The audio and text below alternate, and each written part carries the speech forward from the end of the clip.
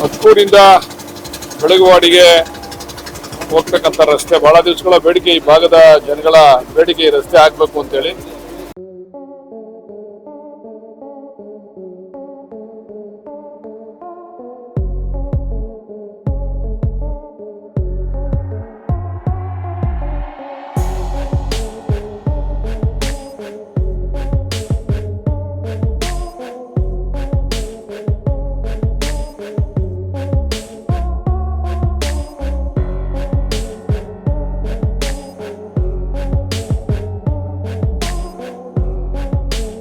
ಈ ರಸ್ತೆ ಮಾಡಬೇಕು ಅಂತ ಹೇಳಿ ಈ ಭಾಗದಲ್ಲಿ ಬಹಳ ದಿನಗಳ ಬೇಡಿಕೆ ಇತ್ತು.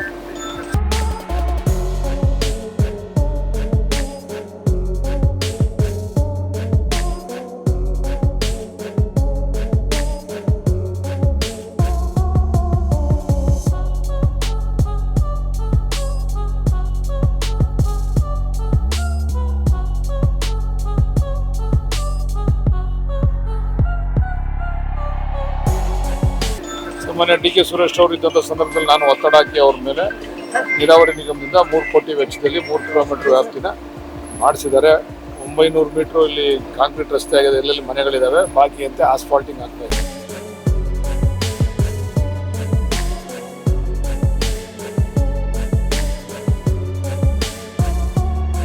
ಹತ್ಕೂರಿಂದ ಬೆಳಗುವಾಡಿಗೆ ಹೋಗ್ತಕ್ಕಂಥ ರಸ್ತೆ ಬಹಳ ದಿವಸಗಳ ಬೇಡಿಕೆ, ಈ ಭಾಗದ ಜನಗಳ ಬೇಡಿಕೆ ಈ ರಸ್ತೆ ಆಗಬೇಕು ಅಂತೇಳಿ. ಇದು ಕ್ಷೇತ್ರ ಒಂದೇ ಆದರೂ ತಾಲೂಕು ಬೇರೆ ಬೇರೆ. ಬೆಳಗುವಾಡಿ ಬಂದು ಮಾಗಡಿ ತಾಲೂಕು, ಹತ್ಕೂರು ಬಂದು ರಾಮನಗರ ತಾಲೂಕು, ಇವೆರಡಕ್ಕೂ ಸೇರಿ ಲಿಂಕ್ ರಸ್ತೆ.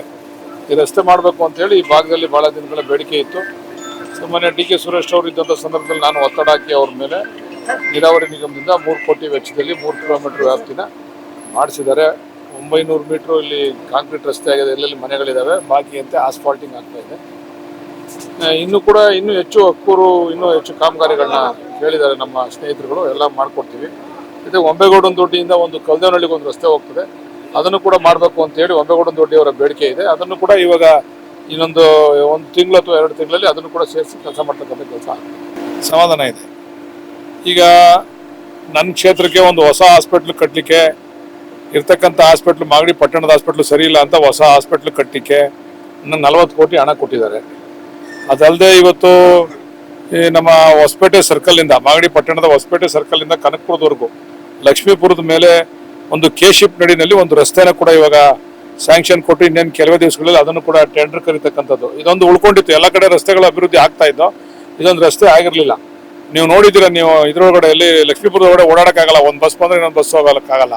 ಅದೆಲ್ಲ ಅಕ್ವಿಷನ್ ಮಾಡಿ, ರೋಡ್ ಅಗಲೀಕರಣ ಮಾಡಿ ಅದೆಲ್ಲ ಮಾಡ್ತಕ್ಕಂಥದ್ದು ಇರ್ಬೋದು. KPS ಶಾಲೆಗಳನ್ನ, ಈಗ KPS ಶಾಲೆ ಹಿಂದೆ ಡಿ.ಕೆ. ಸುರೇಶ್ ಅವರ ಪರಿಕಲ್ಪನೆ ಇದೆ KPS ಶಾಲೆ, ಅದನ್ನ ಈಗ ಮುಂದುವರ್ಸ್ಕೊಂಡು ಹೋಗ್ತೀವಿ. ಸುಮಾರು ಇಲ್ಲಿ ಈ ಭಾಗದಲ್ಲಿ ಇನ್ನೂ ಒಂದು 2 ಈ ಹೋಬಳಿನಲ್ಲೇ 2 KPS ಶಾಲೆನ ಪ್ರಾರಂಭ ಮಾಡ್ತಾ ಇದ್ದೀವಿ. ಎಲ್ಲ ಕೆಲಸನೂ ಕೂಡ ಮಾಡ್ತಾ ಇದ್ದೀವಿ, ಯಾವುದು ಕೂಡ ನಿಂತಿಲ್ಲ, ಎಲ್ಲ ಕೆಲಸನೂ ಮಾಡ್ತೀವಿ. ಇನ್ನು ನೀರಾವರಿ ವಿಚಾರನೂ ಕೂಡ ಚರ್ಚೆ ಮಾಡ್ತಾ ಇದ್ದೀವಿ. ನಮ್ಮ ಇದನ್ನ ಎತ್ತಿನೋಳ ಇದನ್ನು ವೈಜಿ ಗುಡ್ಡದಿಂದ ನೀರು ತರಬೇಕು ಅಂತೇಳಿ, ಈ ಭಾಗದಲ್ಲೆಲ್ಲ ನೀರು ಕೊಡಬೇಕು ಅಂತೇಳಿ, ಕೆರೆಗಳನ್ನ ತುಂಬಿಸ್ಬೇಕು ಅಂತೇಳಿ ಅದು ಕೂಡ ಚರ್ಚೆ ನಡೀತಾ ಇದೆ. ಅಭಿವೃದ್ಧಿ ವಿಚಾರದಲ್ಲಿ ನಮ್ಮ ಜಿಲ್ಲೆ ವಿಶೇಷವಾಗಿ ನಾವು ಹಿಂದೆ ಬಿದ್ದಿಲ್ಲ. ಯಾಕಂದ್ರೆ ಡಿ.ಕೆ. ಶಿವಕುಮಾರ್ ಅವರು, ಡಿ.ಕೆ. ಸುರೇಶ್ ಅವರ ಒಂದು ಸಹಕಾರ ಇರೋದ್ರಿಂದ ನಾವು ಏನು ಅಭಿವೃದ್ಧಿ ನಮ್ಮ ಜನ ಕೇಳ್ತಾರೆ ಎಲ್ಲ ಅಭಿವೃದ್ಧಿನೂ ಮಾಡ್ಕೊಡ್ತೀವಿ. ಅಲ್ಲ, ಅದು ಅಪಪ್ರಚಾರ ಅಷ್ಟೇ. 4,000 ಚಿಲ್ಲರೆ ಕೋಟಿ ಕೊಟ್ಟಿರ್ತಕ್ಕಂಥದ್ದು ಅಷ್ಟೇ, ಅವ್ರಿಗೆ ಜಾಸ್ತಿ ಏನು ಕೊಟ್ಟಿಲ್ಲ. ಸುಮ್ಮನೆ ಅಪಪ್ರಚಾರ. BJP ಅವ್ರಿಗೆ, JDS-ನವ್ರಿಗೆ, ನಮ್ಮ ವಿರೋಧಿಗಳಿಗೆ ಬೇರೆ ಏನು ಅಸ್ತ್ರ ಆಯ್ತು ಅವ್ರ ಹತ್ರ? ಯಾರು ಕೆಲಸ ಮಾಡಿಕೊಟ್ಟಿಲ್ಲ ಕೇಳಿ, ಯಾರು ಕೆಲಸ ಆಗಿಲ್ಲ? SC STಗೆ 42,000 ಕೋಟಿ ಕೊಟ್ಟವ್ರೆ, ಮೇಜರ್ ಕಮ್ಯುನಿಟಿ ಅವರು ಕೊಟ್ಟಿದ್ದೀವಿ, ಎಲ್ಲ ಕೂಡ ಕೊಟ್ಟಿದ್ದೀವಿ. 4,000 ಕೋಟಿ, 4 ಲಕ್ಷ ಬಡ್ಜೆಟ್ನಲ್ಲಿ 4,000 ಕೋಟಿ ಎಷ್ಟದು? 1% ಆಯ್ತು ಅಷ್ಟೇ. ಅವ್ರಿಗೆ 1% ಕೊಡದೆ ಹೋದು ಹೆಂಗೆ? ಸುಮ್ಮನೆ ನಮ್ಗೆ ಅವ್ರ ವಿರೋಧಿಗಳಿಗೆ ಏನು ಸಿಕ್ಕಿಲ್ಲಲ್ಲ. ದುಡ್ಡೇ ಇಲ್ಲ ಅಂತಿದ್ರು, ಮತ್ತೆ ಮುಸ್ಲಿಮಾನಿಗೆ ಹೆಂಗ್ ಕೊಟ್ಟವ್ರೆ ಅಂತ ಹೇಳ್ತಾರೆ. ದುಡ್ಡೇ ಇಲ್ಲ, ಅವರು ಅಭಿವೃದ್ಧಿ ಮಾಡಲ್ಲ ಅಂತಿದ್ರು. ಅಭಿವೃದ್ಧಿನೂ ಮಾಡಿದ್ದೀವಿ, ಗ್ಯಾರಂಟಿನೂ ಕೊಟ್ಟಿದ್ದೀವಿ, ಎಲ್ಲ ಮಾಡ್ತಾ ಇದ್ದೀವಿ.